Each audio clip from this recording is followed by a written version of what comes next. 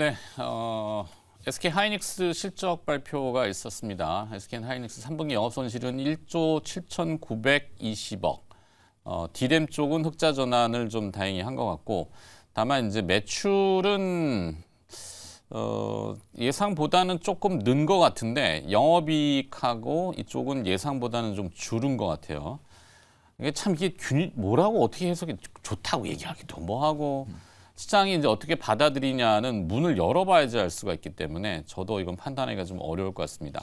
하여튼 매출액은 9조 정도, 8조 2천억 예상했는데 9조 정도 나왔던 것 같고, 영업이익이 1조 6천억 적자 예상을 했는데 1조 7천억 적자로, 순이익은 더 적자 폭이 좀 더 는 것 같습니다. 하지만 디램 부분은 흑자를 나타냈다.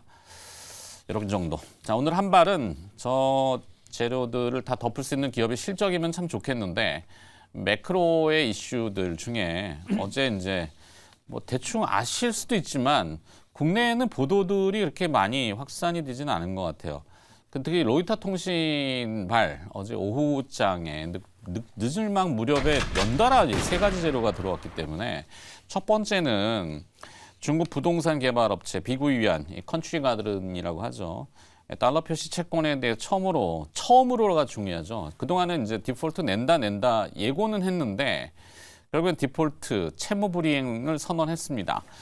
18일 기한인 달러 채권에 대한 이자 208억 원 지급을 못했어요. 근데 미국 위안이 여기에 미상환된 채권 규모가 한 110억 달러? 우리 돈으로 환산하면 15조 원 정도 육박하는데, 그러면 이제 크로스 디폴트라 그래서 연쇄적인 디폴트 우려도 배제할 수는 없겠죠. 비구이 위안, 이 컨트리 가든은 헝다라고 하는 회사를 또 들어보셨을 텐데, 거기에 비해서 한 4배 정도 부동산 사업 규모가 커서, 물론 중국의 공산당은 덮으려면 덮을 수도 있죠. 근데 덮는 거는 임시방편이고 결국엔 또 삐짓고 나올 텐데 어떻게 처리를 할까 참 고민입니다. 근데 위안화가 이제 또 약세를 보이고 중국이 또 대규모의 국채를 발행하기 때문에 이것도 왜 이러지라고 하는 생각이 의문점이 좀 들고, 국내 시장에는 심리적으로는 국내 부동산 PF 브릿지론 여기가 또 자극을 분명히 받을 겁니다. 자꾸 얘기해서 그렇긴 합니다만 이걸 피해간다고 될 일은 아닐 거예요. 제가 빚에 대해서 자꾸 이제 얼마 전부터 강조를 드렸는데, 다 안다고 뭐 안 좋은 거 다 아는데 뭐 자꾸 얘기하냐고 할 수도 있겠지만 도드라집니다. 이렇게 자꾸. 자, 그리고 어제 IMF 총재 게오르기바라는 분이 구두 전언을 했는데 좀 충격적인 표현을 썼어요. 파괴적 충격이 다가올 수 있다. 이게 이제 높은 인플레이션과 고금리의 상승, 이게 경제에 미칠 충격파가 아직 끝나지 않았음을 경고했고, 이스라엘과 팔레스타인 전쟁이 또 하나의 변수로 등장했다. 이래서 구두 전언을 했는데 좋은 얘기가 분명히 아니죠. 그럼 뒤를 이렇게 봤더니 어제 그 이슬람 극단 세력 간의 회동 소식이 있었습니다. 좋은 의미의 만남은 분명히 아닐 거예요. 레바논의 헤즈볼라, 나스랄라 수장이 이슬람 지하드 수장 나할라, 이게 성함은 뭐 이름까지는 그렇고 하마스 부지도자들과 회동을 가졌는데, 여기서 요 정도 하자라고 만나는 게 아닐 겁니다. 분명히 이게 헤즈볼라가 개입을 하면은 뒤에 이란이 연결되어 있고, 이란은 호르무즈 해협, 우리의 유류를 대부분 수송해오는 중동 두바이산 유들의 이제 모든 통로들이 호르무즈 해협이죠. 그러니까 우리한테는 참 걱정이 중첩되는데, 이스라엘이 맞받아치기 시작했습니다. 6회공 복합 공격을 예고하고 있다. 이스라엘은 반드시 합니다. 반드시. 안 할 수가 없어요. 그건 안 하는 거는 뭐 말이 안 되는 형태이기 때문에 무조건 합니다. 그러면 이제 붙었을 때 하마스로 끝나느냐, 이게 아닐 것 같은 외신이 자꾸 들어오니까 제가 제일 걱정하는 게 이 헤즈볼라입니다. 헤즈볼라가 개입하면은 이란을 물고 들어갈 수 있고, 그러면 결국엔 또 미국이 연결되고 복잡해지는 거죠. 자, 근데 이거를 뛰어넘을 수 있을 만한 돌파구가 뭐 있으면 참 좋죠. 기업들의 실적이라든지 아니면 우리나라만의 힘, 중동 붐을 이제 대통령도 이제 순방을 가셔서 열심히는 하셨는데 재료가 덮여버릴 것 같아서 안쓰럽다 좀 생각입니다. 뭐 안 좋은 얘기 자꾸 해봐야 뭐 매일같이 큰일 났습니다 이렇게 할 수도 없는 거고, 하지 마세요 주식 뭐 이렇게 할 수도 없는 거고 아침에 그냥 드라마 보세요라고 할 수도 없는 거고 뭐 네. 어떻게 해야 되죠? 뭐라도 얘기를 해야죠. 인생은 원래 타이밍, 그렇죠, 주식도 뭐 타이밍, 지나가겠죠 또. 다 타이밍인데 사실 이게 지금 중동의 지정학적 리스크가 이제 너무 좀 전 세계적으로 강하게 좀 부각이 좀 되다 보니까 이번에 이제 말씀하신 것처럼 뭐 사우디라든지 카타르 이 순방과 관련해서 상당한 경제적인 성과들이 분명히 좀 있었다라고 보거든요. 네. 유의미한 이제 성과들이 있었는데 뭐 오히려 이 지정학적 리스크에 또 다 묻혀버리는 것 같아서 그게 이제 조금 좀 안타까운 흐름이고 오늘 말씀해주신 것 중에 어쨌든 제가 좀 강조해드리고 싶은 건 우리나라도 분명히 지금 신용 리스크와 관련된 부분들이 좀 정말 좀 심각하게 신경을 좀 써야 된다라는 거. 그렇죠. 지금 눌러놓고 있죠. 네, 지금 미국의 지금 양빌이 빌 에크만하고 뭐 빌 그로스 이 두 사람이 경제라고 하는. 지금 경기 침체에 대해서 상당히 좀 심각하게 자꾸 우려를 하고 있어요. 그러니까 최근에 이제 공매도 청산했다라는 것 자체가 그만큼 경기 침체 채권 상황이 공매도의 청산. 그렇죠. 깊어지면 이제 국채 가격이 안전자산에 대한 이제 수요가 늘어날 거니까 채권에 대한 수요가 늘어나면 이제 가격이 다시 올라갈 거다라고 전망을 하고 포지션을 이제 바꾼 거거든요. 그건 한편으로 보면 그때는 10년물 국채 금리를 조금 떨어뜨리는 효과가 있어서 주식시장이 반겼습니다만 결국 핵심은 세계 경기가 상당히 좀 어려운 상황에 직면할 수 있다라는 거. 특히 이 중동발 이 지정학적 리스크가 오래 가면 사실 이제 러시아 우크라이나 전쟁과는 또 비견되지 않을 정도의 또 세계 경제에 이제 충격이 있을 수도 있다라는 경고들이. 갑자기 잊혀져가는 전쟁이 이렇게 되네요. 러시아 우크라이나 전쟁이. 맞습니다. 우리 우크라이나 재건으로 막 또 열심히 했는데 네. 푸틴 대통령 지금 어떻게 됐는지 모르겠네요. 뭐 건강 이상설은 네. 현재 가짜다라고 뭐 얘기는 나왔던 것 같은데. 뭐 아무튼 그래서 우리나라의 이 신용 리스크가 이런 전반적인 어떤 세계 경제 상황을 감안해 봤을 때는 정말 좀 심각하거든요. 그래서 최근에 저는 이창용 한국은행 총재가 좀 날선 발언을 한 걸 매우 좀 잘하셨다라고 봐요. 네. 뭐 그 B2 계속하면은 금리 올려버리겠다라고 경고를 분명히 직접적으로 보냈거든요.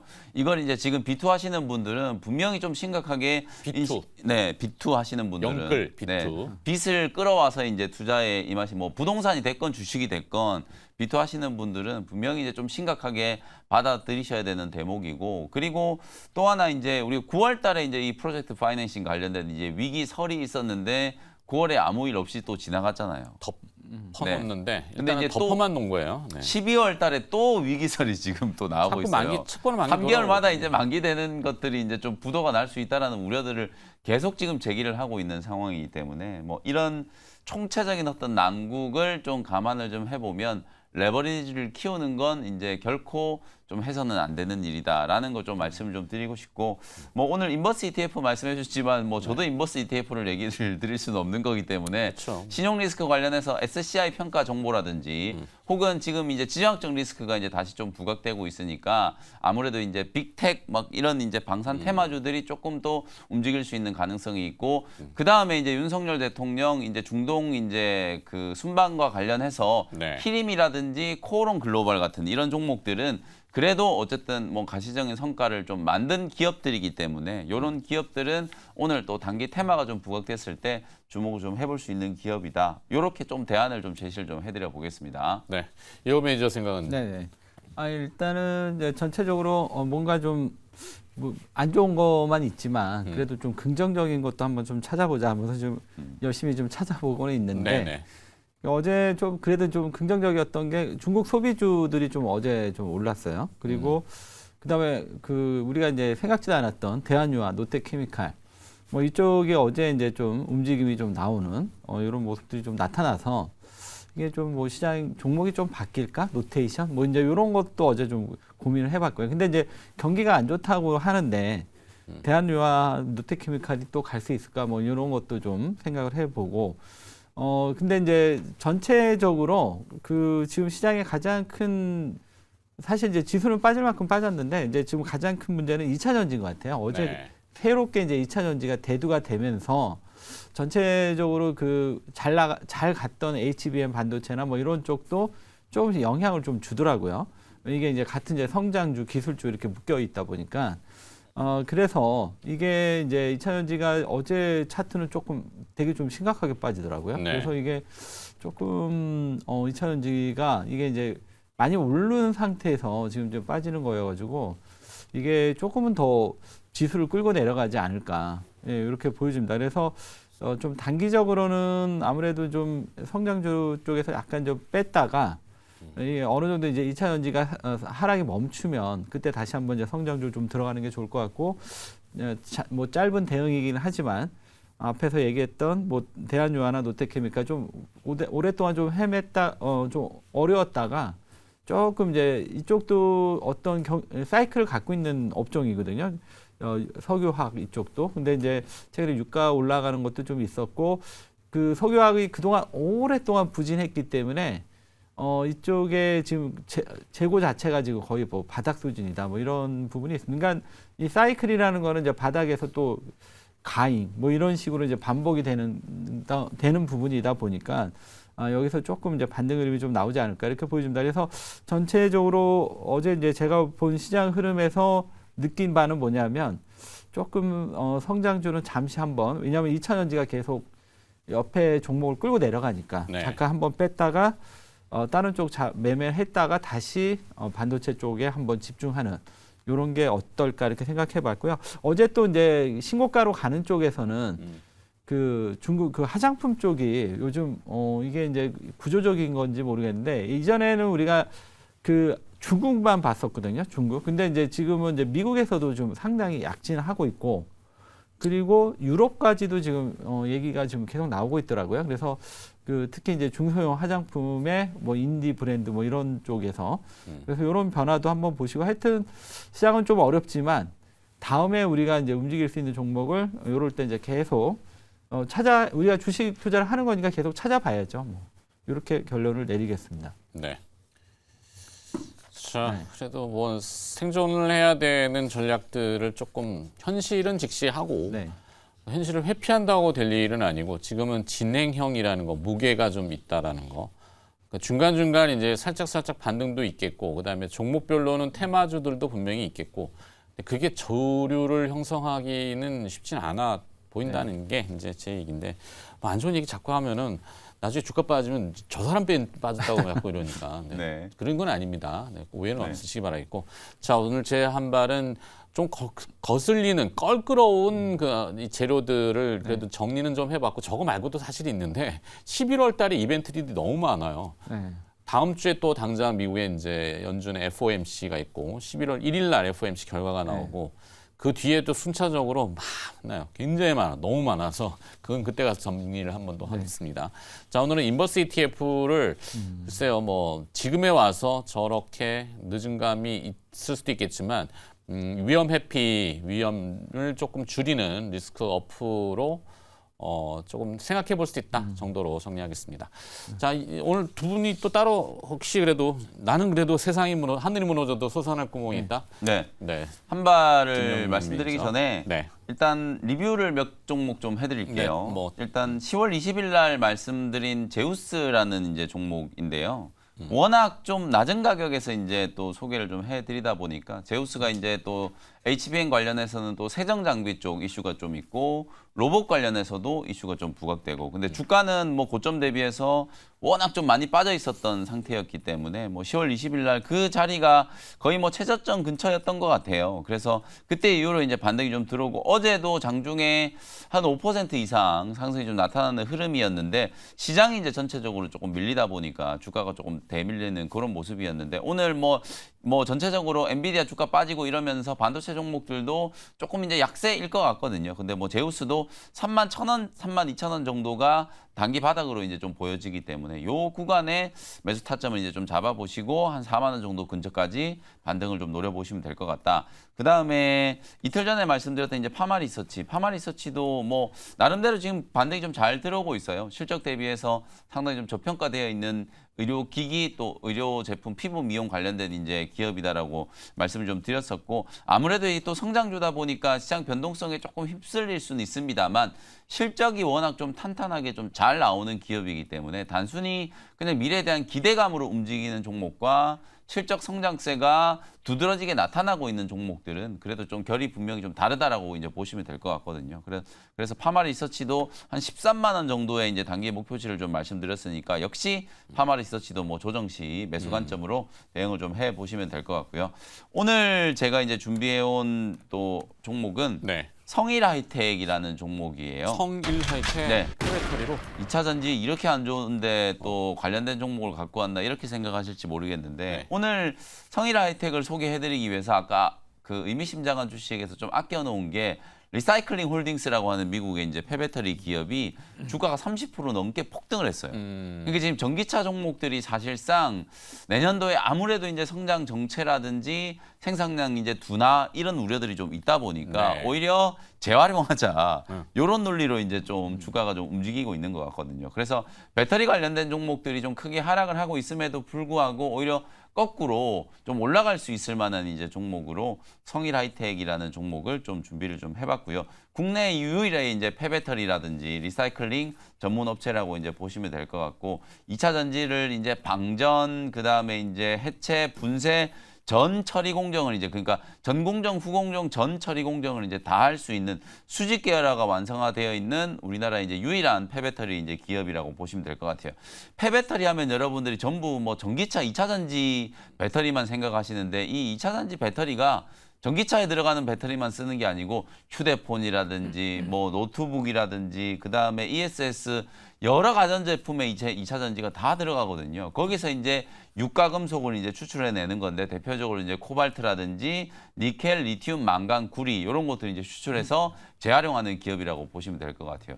근데 이제 최근에 폐배터리 관련된 기업들도 실적이 좀 안 좋을 수밖에 없는 게 아무래도 이 원자재 가격이 많이 좀 떨어졌잖아요. 네. 니켈이라든지 뭐 구리, 리튬 이런 것들의 이제 가격이 떨어지다 보니까 재활용을 해봤자 수익성이 별로 안 되다 보니까 실적이 조금 둔화됐는데 이제 막 전쟁 리스크 부각되고 이러면서 원자재 가격이 조금씩 좀 들썩거리고 있거든요. 이제 그런 부분들이 내년에는 오히려 이제 또 실적 호전으로 좀 이어질 수 있는 올해 오히려 기저효과를 바탕으로 내년에 이제 실적 호전에 대한 기대감을 좀 가져볼 수 있는 상황이기 때문에 뭐 기대를 좀 해봐도 될 것 같고요. IRA와 관련된 뭐 수혜라든지 국내 유일의 뭐 습식 재련 방식의 이제 재활용 기업이라든지 이런 것들은 아마 여러분들이 이미 충분히 좀 많이 알려져 있는 내용이라서 뭐 성일 하이텍에 대해서 충분히 좀 알고 계시지 않을까 싶고요. 기술 고도화를 위해서 이제 양극재 중심에서 음극재라든지 전해질 소재 쪽으로도 이제 재활용을 확대하려고 제가 아까 방금 말씀드렸던 것처럼 뭐 니켈, 리튬, 코발트 이런 것들은 전부 이제 양극재에서 나오는 이제 재활용이잖아요. 근데 이제 요걸 음극재라든지 전해질 단에서도 이제 재활용을 하는 그야말로 이제 지금 일본의 도요타 CEO가 최근에 이제 무슨 얘기를 했냐면 자기는 전기차 이렇게 잘 안 될 줄 알았다. 네. 이제 이런 얘기 하더라고요. 토요타는 전기차 많이 네. 나가니까. 도요타는 이제 하이브리드를 계속 이제 밀었기 때문에 자기는 전기차 이렇게 안 될 줄 알았다. 전기차가 친환경을 목표로 이제 만들어놨는데 그 전기차 배터리 만들 때 그 얼마나 오염 물질 많이 나오느냐 이 얘기를 했거든요. 그래서 그런 비난을 피하기 위해서라도 사실상 이런 리사이클링 기업들이 상당히 좀 중요할 수밖에 없기 때문에 앞으로 우리나라의 뭐 성일 하이텍 그다음에 세비캠 코스모 화학 뭐 이런 기업들이 이제 폐배터리 시장에 진출을 좀 해 있는 상태여서 뭐 배터리 관련된 기업들 투자 심리가 워낙 좀 안 좋긴 합니다만 좀 역발상으로 대응을 좀 해본다 이렇게 말씀드리고요. 대신에 이제 가격은 어제 종가가 이제 98,000원이었는데 오늘 만약에 좀 더 떨어지면 95,000원 정도에 조금 이제 바텀 피싱 한다라고 생각하시고 매수가는 제가 좀 낮춰서 95,000원 제시해드리고 목표가는 이제 11만 원, 손절가는 85,000원 정도로 참고해 보시면 되겠습니다. 네. 저 어제 뉴욕에서는 이제 투자금융회사인 그 파이퍼 샌들러라는 회사가 리튬, 2차 전지의 리튬을 채굴하는 기업이죠. 알버마르하고 리센트에 대한 목표 주가와 그다음에 투자 의견을 하향했어요. 그 이유가 뭐냐면은 이제 리튬이라는 것이 수요보다 공급이 월등히 많다. 초과 공급. 네. 그래서 투자 의견을 하향했다는. 지금 이제 다 2차 전지가 다 과잉 투자 그러게요. 얘기가 나오고 있는 거예요. 오늘 LG 에너지 솔루션에 대한 증권가의 목표가 하향이 또 나왔네요. 그러니까 이게 뭐 안 좋을 때는 도미노처럼 그 악순환의 고리가 되는데 이 시점은 지나봐야지 알 수 네. 있는 거다라는 거죠. 자, 하여튼 근데 이제 그만큼 이제 신규보다는 재생하는 쪽으로 그렇죠. 해서 네. 성일 하이텍을 김영 매니저는 오늘 한 발로 정해줬고 성일 하이텍 혹시? 예, 예. 그 펫배터리, 그러니까 이제 만약에 이제 다음에 2차 전지 소재 뭐 이런 쪽에서 만약에 움직임이 있다면 펫배터리가 아마 좀 주인공이 되지 않을까 이렇게 보여집니다. 왜냐하면 지금 그 여러 가지 이제 리사이클이 이제 배터리가 이제 막 이제 나중에 노화돼서 이제 막 쏟아질 거 아니에요. 이제 그러면 이제 그거를 다시 재생하는 뭐 이런 부분들이 뭐 호황을 상당히 좀 느리지 않을까 이렇게 보고 있고, 근데 성일 하이텍 같은 경우는 뭐 이 이제 펫배터리가 리사이클링 돌아오기도 전에 내년에도 보니까 이제 실적은 좀 괜찮은 것 같더라고요. 왜냐하면 이 공정 과정에서 이제 불량품들 이런 것들을 또 리사이클을 하고 뭐 이런 부분들이 좀 있어서, 그래서 성일 하이텍 같은 경우는 지금 전체적으로 2차 전지가 지금 센티멘트에 떨어져서 그렇지 상당히 좀 관심 있게 볼 만한 종목으로 저는 보고 있습니다. 뭐 예. 이렇게 생각하면 되죠. 전기차 네. 보급 1차적으로는 공급이 됐고 네. 다만 이제 정체기에 좀 들어갔는데 나중엔 또 전기차가 다시 부흥하겠지만 시간이 네. 필요한 거고, 이제 공급된 전기차에서 폐배터리가 나오겠죠. 네. 그러면 그것을 다시 전기차로 사용하는 것보다는 중간에 ESS, 네. 에너지 저장 장치로 활용이 되겠죠. 네. 네, 그런 부분을 이제 요즘 보면 또 에너지 문제, 뭐 유가, 뭐 네. 뭔가의 불안 이런 것들이 이슈가 되면 폐배터리 기업이 그렇게 주목을 받을 수 있겠다 네. 생각이 드네요. 네. 그래서 저는 이제 전기차 너무 이제 좀 부정적인 지금 기류들이 좀 많은데 보통 이런 성장 산업이라는 게 뭐 쉬지 않고 계속 이렇게 네. 가파르게 성장할 수는 없는 거잖아요. 네. 그래서 사실상 이런 이제 정체기일 때 오히려 더 기술 혁신과 기술 발전이 이제 만들어지는 거고, 저는 도요타 CEO의 그 코멘트가 정말 좀 얄미운 게 어차피 전기차 시장은 제가 계속 말씀드리는 것처럼 이 불가역적인 어떤 시대적인 변화. 그래서 이제 배터리 기업들도 이제 우리나라도 이제 3원 개 배터리만 이제 고집하다가 LF 배터리에 대한 것도 계속 연구 개발하고 있고, 또 차세대 이제 전고체 배터리에 대한 것도 계속 기술 혁신이 되고 있잖아요. 네. 그런 것들이 이제 되면 전기차 가격의 이제 현실화. 그러면 또 수요자들의 또 수요를 또 자극할 수 있는 부분이기 충전 때문에. 시설에 또 그럼요. 보급 뭐 이런 거. 인프라 이제 충전 인프라의 보급 이런 것들이 분명히 이런 정책일 때 또 될 거기 때문에 지금 잠깐 쉬고 있다라고 해서 전기차 망한다 이렇게 얘기하는 거는 또 네. 너무 많이 나간 거라고 극단적인 보기 때문에. 표현이고. 그렇습니다. 네. 네. 자, 성일 하이텍을 이야기해봤고, 이호근 매니저도 네. 한 발 가봐야죠. 오늘 또 네네. 어떻게 돌파를 해보실 건지 리뷰하고 한 발 가죠. 예, 리뷰 먼저 두 종목 간단하게 하나 해도록 하겠습니다. 네. 일단 첫 번째 종목이 HK 이노엔입니다. 네. 요거는 이 종목은 이제 그동안 이제 시장에서 좀 많이 관심을 받았죠. 뭐 K캡 이 부분에 이제 성장성 뭐 이런, 근데 그 기대만큼 이제 실적이 안 났다가 이제 최근에 이제 그 어느 정도 이제 그림이 좀 그려지는 것 같아요. 그러면서 이제 주가는 이제 바닥치고 올라오고 시작하고 있고, 아마 내년 되면 이게 이제 어느 정도 완성이 될 거고, 그다음에 이제 국내하고 이제 중국 쪽이 좀 비중이 컸었는데 이제 앞으로는 미국이나 유럽 이렇게 좀 계속 확장해 나가고 있기 때문에 이제 그 실적의 성장세는 이제 막 시작이다 이렇게 보시면 될 것 같아요. 그래서 내년 정도에는 이 종목을 제가 이제 지난번 소개할 때도 이 종목은 이렇게 급하게 가기보다는 좀 꾸준하게 갈 수 있다. 왜냐하면 이제 그래서 최근에 시장이 그렇게 막 안 좋음에도 불구하고 크게 시장 영향을 안 받고 가고 있습니다. 이제 그 이유는 실적에 대한 이제 믿음이죠. 그리고 내년에 그 실적이 그만큼 올라갈 거기 때문에 지금 어차피 주식시장이 지금은 막 혼란스럽지만 네. HK 이노에는 이나마 피난처가 되면서 갈 수 있지 않나 이렇게 보여집니다. 그래서 지금 장이 어려울 때는 이런 식으로 지금 내년에 이제 올해 안 좋았다가 이제 좋아지는 이런 종목들 쪽에서 조금 매매를 하시면 조금 편하게 시장은 혼란스럽지만 할 수 있지 않을까 이렇게 보고 있고요. 네. 이 종목은 내년 상반기까지 계속 보셔도 좋을 것 같다 이렇게 말씀드리겠고요. 그다음에 이제 두 번째 종목은 JLK. JLK는 이제 많이 빠졌고, 그다음에 다음 달 10일부터 이제 본격적인 이제 일반 매출이 나오기 이제 그 진단이 시작이 되죠. 일반인들을 대상으로. 그 모멘텀을 가지고 이제 했는데, 어제 이제 2차 전지가 좀 빠지면서 전체적으로 이제 기술주들의 그러니까 성장주 쪽들의 조금 분위기가 조금 다운된 것 같아요. 그래서 올라가다가 어제 약간 운봉으로 가라앉았는데, 여전히 지금 2차 전지가 이제 어제는 너무 심하게 빠진 거고, 오늘은 뭐 좀 덜 빠진다면 이 종목은 원래 이제 그 궤도대로 우상향으로 점차 회복되지 않을까 이렇게 보고 있습니다. 그래서 일단은 11월 10일 정도가 이제 그 하나의 이제 중요한 분기점이니까 그때까지는 한번 보유해 가셔도 좋을 것 같다 이렇게 말씀드리겠습니다. 네. 자, 그러면 오늘 네. 한 발은 어렵겠지만 네네. 또 뭐 어떤 공부를 해볼까요? 네네. 그러니까 아까 HK 이노엔도 그렇고 이제 결국은 이제 실적이 계속 이제 성장하는 게 어느 정도 또 가셔야 되는 종목. 감성 코퍼레이션 이 종목을 말씀드리도록 하겠습니다. 삼성 코퍼레이션. 날씨도 삼성코- 추워지는데 껴입자 이겁니까? 아니요, 뭐 이 종목의 이 종목이 올해 실적이 되게 좋았어요. 네. 근데 이 부분에 대해서 약간 우려도 있죠. 이제 더 성장할 수 있을까? 이제 이런 부분이 있는데 이 회사가 이제 내년에는 이제 중국 쪽에 이제 본격적으로 진출을 하는 것 같습니다. 그래서 올해 성장성이 내년에도 계속 이 성장 스토리가 이어진다. 이런 측면에서 감성 코퍼레이션 어려울 때 우리가 믿을 건 실적이다 이렇게 말씀드리겠고요. 이 회사는 어떤 회사냐면 그 오랫동안 이제 주식했던 분들은 잘 아는 주식 벌추얼텍이라는 주식이 있었죠. 네. 이 주식이 2021년 3월에 이제 회사명을 바꿨어요. 감성 코퍼레이션. 그러면서 어페럴 회사로 이제 지금 매출 비중이 옮겨가고 있는데 기존의 매출은 이제 그 VR 솔루션하고 암호화폐 발굴 솔루션 이런 쪽이었는데 이제 그쪽은 그렇게 크게 돈이 안 됐던 것 같아요.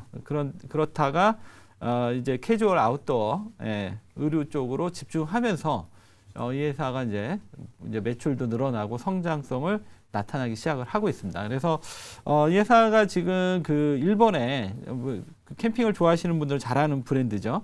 스노우피크. 이 스노우피크 브랜드를 사가지고 와서 거기서 안 하는 의류 쪽, 그 브랜드를 달고 의류 쪽을 집중하는 이러한 전략으로 올해 상당히 좀 성과가 좋았고요. 그다음에 이제 중국 쪽을 지금 이제 넘보고 있는데 지금 이제 중국 쪽이 지금 그 캠핑의 인기가 굉장히 많대요.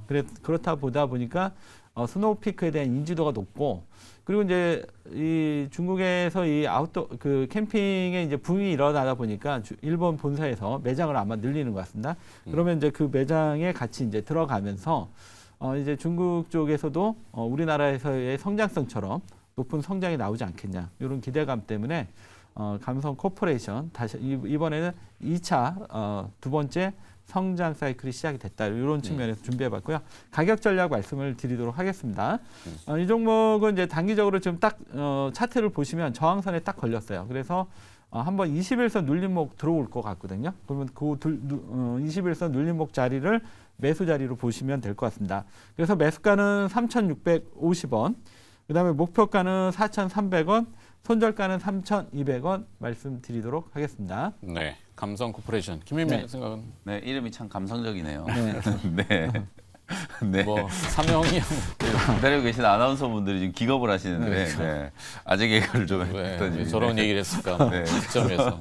네, 민망하네요. 감성 코퍼레이션 어쨌든 스노우피크라고 하는 이 그 캠핑 용품 브랜드인데 최근에 이제 밖에 보면 이제 날씨도 좀 쌀쌀해지다 보니까 이 네. 스노우피크 뭐 야상이라든지 점퍼 이런 것들이 이제 입고 다니시는 분들 되게 많은 것 같아요. 우리나라 중국 진출 뭐 말씀해 주셨지만 우리나라에서도 실제로 이제 되게 좀 인지도가 좀 많이 높아지고 있는 상황이어서 이제 겨울 성수기가 오기 때문에 사실 뭐 어제 중국 소비 수혜주들이 조금 뜨거웠거든요. 네. 뭐 그런 측면에서도 중국 진출을 이제 좀 준비하고 있는 감성 코퍼레이션을 중국 소비 수혜주 뭐 이렇게 이제 또 보시면서 좀 대응을 해봐도 될 것 같고 뭐 가격적인 부분 잘 말씀해 주셨으니까 참고해서 대응을 해보시면 되겠습니다. 네, 여기서 좀 마무리하겠습니다. 네.